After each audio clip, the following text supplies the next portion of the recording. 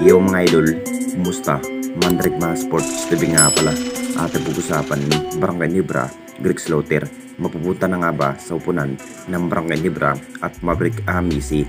Final decision ng Madrid. Pero bago nga yan, kung bago pa lang sa aking channel, huwag mong kalimutan mag-subscribe at click ang notification bell para like kang updated sa tendite sa upload natin. So magiging impact na nga ba dahil huhugot pa rin ang upunan ng ating Barangay Nibra ng bagong big man. Masasabing magandang senyales na nga ba para mai-improve ang naging bawat line-up ng ating Barangay Nibra. Hindi rin basta-basta ang magiging makakarap ng Jing Kings ngayong season dahil butas ng karayom pa rin ang kanilang malampasan para mas lalo pang palakasin ang bawat kilos. Naging impact na nga rin sa bawat laro itong si Scotty at RJ Abarientos.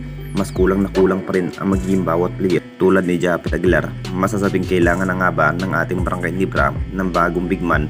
Posibleng kukunin na nga ba ang nasabing ex-Nibra player ng big man ay walang iba kundi si Greek Slaughter mga idol sa upunan ng Barangay Nibra.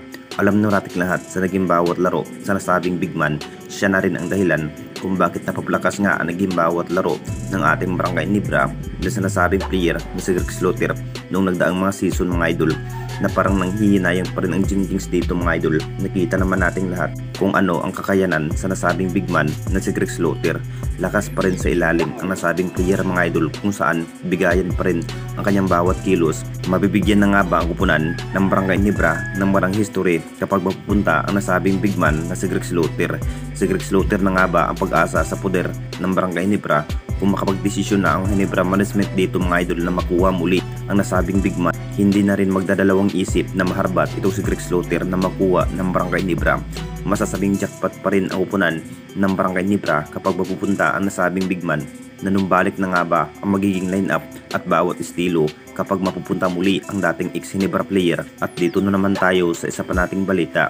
Maverick Amisi, final decision ng Madrid na parang magagalaw na nga rin ang magiging lineup ng ating Barangay Nibra matapos nabigo sa Philippine Cup at hindi pa rin nakuha ang malaking hinahangad na makuha ang kampyonato ngayong season mga idol. Ang plano pa rin ang kupunan ng Barangay Nibra management na maiiba ang maging bawat player ngayong season. Isa na rin itong si Maverick Amisi, balak ng Madrid ng Barangay Nibra. Alam na nating lahat mga idol sa kakayanan ni Maverick Amisi na parang humihina na rin ang bawat laro kung bakit napakababa nga ang kanyang naging average sa nagdaang season mga idol. Maikli lamang po ang kanyang makukuhang playing time kung bakit napakababa nga ang kanyang average. Ito na nga ba ang inihintay ng lahat kung makapagdesisyon ang SMC na Madrid itong si Maverick Amisi papuntang TNT Tropang Liga? Siguradong maiiba nga ang bawat player ng Jing Kings kapag Madrid ang nasabing player na si Maverick Amisi. Naging big factor rin itong si Maverick Amisi kung saan pero naiiba na nga ang kanyang bawat laro nung may iniindang guto injury ang nasabing player na si Maverick Amisi.